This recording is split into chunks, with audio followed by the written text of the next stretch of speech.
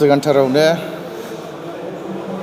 News नायगिरि साफ्रोमबो बर' रायजो राजाफोरनिसिम इउनाइटेड फराम अफ एक्स एनडिएफबिनिफ्राय गाहाम हामलायनायखौ बावहरनाय थाबाय। नंगौ, जों दिनै फैयै फैयै 21 अक्ट'बर 2022 खालाराव इउनाइटेड फराम अफ एक्स एनडिएफबिखौ दाफुंजेननानै लानायनि उनाव क'क्राझार, चिरां, बाक्सा, तामुलपुर, सनितपुर, बिश्वनाथ बेबायदिनो दायै दायै दिनै धेमाजि डिस्ट्रिक्टखौबो जोङो दाफुंनानै लानो हाबाय। थांखिया बेनो, इउनाइटेड फराम अफ एक्स एनडिएफबिनि जे नोंथाङा सोंनाय बायदि जोंहा United forum of ex NDFB दानायनि गोबां थांखिफोर दङ। दिनै जोङो united forum of ex NDFB दाखांनायनि उनाव गभर्नमेन्ट अफ इन्डियाजोंबो दिल्लीयाव थांनानै सावरायहैनो जों खाबु मोनबाय। बयबो मिन्थिगौ आरो जेब्लाबो सानफ्रोमबोआनो बुंनो हायो, एनडिएफबि बा एक्स एनडिएफबिनि गेजेराव गोबां समाव गोबांथार मोननाय मोनैखौ लानानै गावजों गाव सोंखारिलायनाय, दान्थे बिदान्थे होलायनाय जों दिनै नुबोदों। बेफोरखौ लानानैनो जेन एक्स एनडिएफबिनि गेजेराव जेन गावजों गाव सोंखारिलाया, जेन गावजों गाव बखिलाया, मोननाय मोनैखौ लानानै सोरबा सासेया जेन सोरबा सासेनि एगेन्स्ट जाया। जों बयबो साफा साफा दावहारुमोन, दिनै जों साफा साफा एक्स जाजोब्बाय। जेन एक्स हिसाबैनो जों जेन खौसेथि थानो हायो आरो जाय बुस्थु मोननाय मोनैखौ लानानै दावराव जादों जेन जों ज' जानानै मोनैफ्रा जेन मोनो, बेफोरखौ बिख'नानै जों ज' जानानै जेन बेफोरखौ बिख'नानै लानो हायो। बेफोरखौ नोजोर बोनानैनो दिनै इउनाइटेड फराम अफ एक्स एनडिएफबिआ जोनोम जादों आरो दिनै धेमाजि डिस्ट्रिक्टआवबो बेफोर बाथ्राखौ लानानैनो दिनै बुजाय होनजायनि गेजेरजों दिनै जोङो united forum of ex NDFB Dhemaji डिस्ट्रिक्टखौ जों दाफुंनानै सुक्ति खालामनाय समावबो गावजों गाव आलादा आलादायै थालायलायनानै जोबनायावल' जयै सुक्ति हैनो मोनबाय साब्रै मानसि। एनडिएफबि हिसाबै साब्रै मानसि सुक्ति होनायनि उनाव दिनै जोङो जेरैबायदि सुक्तिनि उनाव जों जेरैबायदि सुबिदा मोननांगौमोन, रायजो राजानि प्रब्लेमफ्रा जोबनांगौमोन, जों जाबोनाय लोंबोनाय रायजो राजा जोंनि थाखाय बुख्रुबजानाय सुख्रुबजानाय बिथांमोननो जों माबा मोनसे होनो हानांगौमोन, जों बिथांमोननो मोनसे गोजोननाय होनो हानांगौमोन। नाथाय दिनै जोङो बे बुस्थुखौ जों होनो हायाखै आरो जोंबो मोनाखै। दिनै गोबाङा गोबां बाथ्रा बुंनो हमो। दिनै इउनाइटेड फराम अफ एक्स एनडिएफबिखौ गोबां मानसिफ्रा गोबां रोखोम बुङो। इउनाइटेड फराम अफ एक्स एनडिएफबिआ माबा मोनसे पलिटिकेल हान्जाजों दानानै होजानाय सोरबाया बुङो, सोरबाया पलिटिक्स पार्टिया आरो बिसोरनि आखाइ दं होननानै बुङो। नाथाय बिथांमोना जि बुङो बुंबाय थाथों, जोंहा बेयाव जेबो बुंनांगौ गैया। मानो होनबा इउनाइटेड फराम अफ एक्स एनडिएफबिआ बबेबा मोनसे पलिटिकेल हान्जानि आखाइ गैया। जों दिनै गावजों गाव बुजिलायदों। दिनैहाय जों नुदों जायफ्रा एनडिएफबिनि सागानगिरिमोन बिथांमोना दिनैसिम एकर्ड जानायनि उनाव बा जों आर्मस ले डाउन खालामखांनायनि उनाव बा प्राइम मिनिस्टारा जेब्ला 7 तारिख फेब्रुवारि 2020 मायथाइयाव फैदों, बे दिननि उननिफ्राय सागानगिरिफ्रा माब्लाबाबो गावजों गाव ज' जिरायलायनानै जोंनि समस्याफोरखौ मावफुंनायनि सावरायलायाखै, जों बेखौ नुदों। बेनिखायनो दिनैनि गेजेरजों जों बेखौनो खावलायो जे सागानगिरि बिथांमोनखौबो दिनै एनडिएफबिनि प्रब्लेमा बारानिफ्राय बारा जाबोनो हमदों। दिनै गासैबो सागानगिरिफोरखौ मोनसे टेबोलाव जिरायलायनानै सावरायलायनानै जाय बिथांमोना दिनै जेलाव दङ, दिनैसिमबो बिथांमोना एकर्ड जाखांनायनि उनावबो बिथांमोना दिनै जेलाव खस्थ' मोननानै दङ। बेजों लोगोसे जेलाव थानाय बेसेबांनाखि जोंनि सोद्रोमाफोर दङ, बिथांमोननि फेमिलिफ्रा ओरैबायदि खस्थ'आव गोग्लैसोनानै दङ, बिथांमोननि फिसाफ्रा ओरैबायदि खस्थ'आव गोग्लैसोनानै दं, दिनै जानो गैया, दिनै लोंनो गैयै बायदि फरायनायनि सुबिदा जेबो गैला। बिथांमोनखौबो नोजोर बोनानै जेन जाय मानसिफ्रा सागानगिरिमोन, एनडिएफबिनि दैदेनगिरिमोन, दिनै बै समाव एनडिएफबिफ्रा बिथांमोनखौनो बिफा बायदि मानिबोदोंमोन, जेन जोंखौबो नायनानै बे सागानगिरिफ्रा जोंनि प्रब्लेमफोरखौ जेन नोजोर बोनानै government of India, government of आसामजों जेन ज' जानानै जों सावरायलायहैयो आरो बिथांमोना जोंनि जि समस्या बेफोरखौ जेन सल्भ खालामनानै होयो, जों बेखौ खावलायो। नङाब्ला जों दिनै बुंनो हायो गाबोन फैबाय थानाय समाव दिनै सोर लिडारमोन सोर मामोन हयथ' रावबो सिनायाबो जानो हागौ। सेन्ट्रेल होननानै सेन्ट्रेलनाव दाबि खालामनांगौआ एक्सुवेलि जोंनि नंलामोन।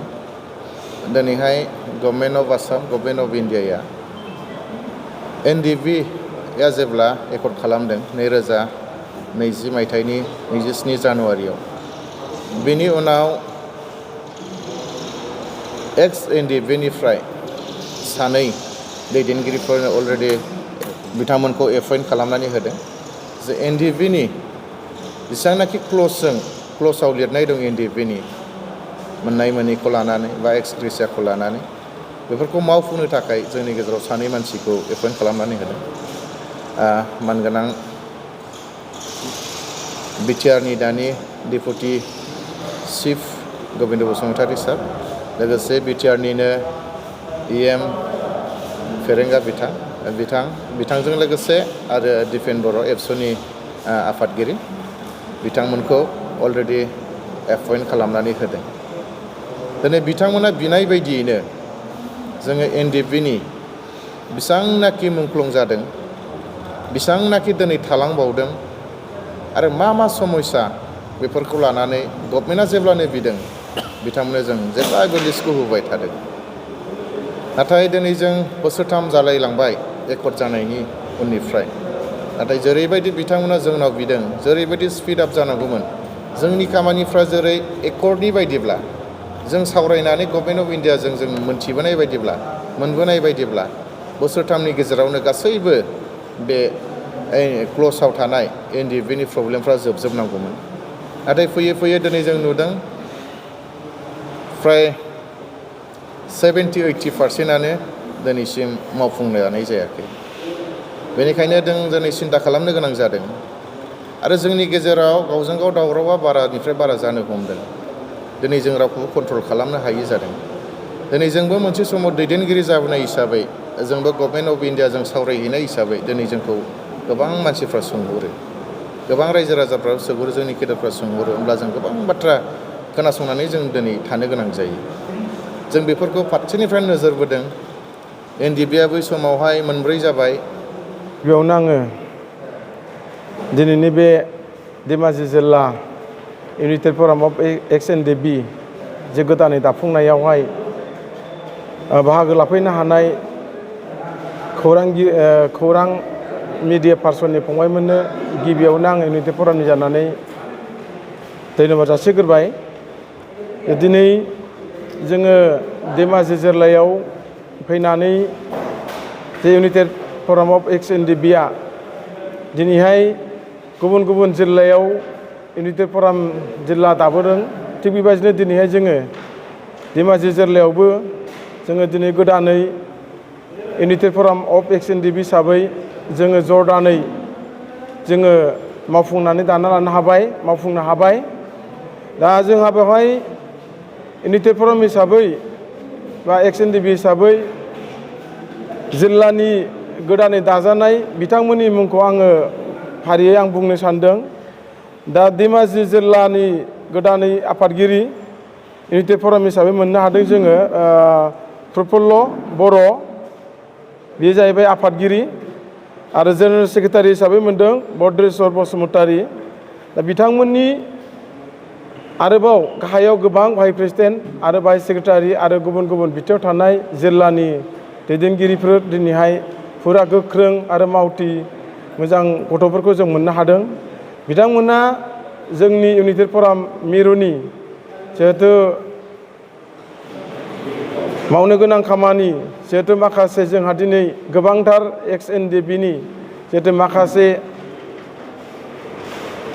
मोनफुंनांगौ बा मोननांगौ दिनै बेफोरखौहाय जोंनि दानि रुलिं गभर्नमेन्ट सरकारा जेबायदि जोंनो होनांगौ बा मावना होनांगौ बे बुस्थुखौ दिनै बिथांमोना फ्रायानो दिनै हास'जोबाखै। आरो दिनै बिथांमोना हयथ' नाजादों।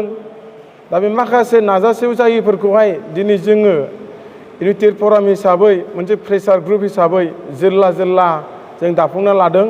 थिग बेबायदिनो दिनैहाय बे धेमाजि जिल्लायावबो जोङो बेनि समस्याखौ मावफुंलांनो थाखाय बिनि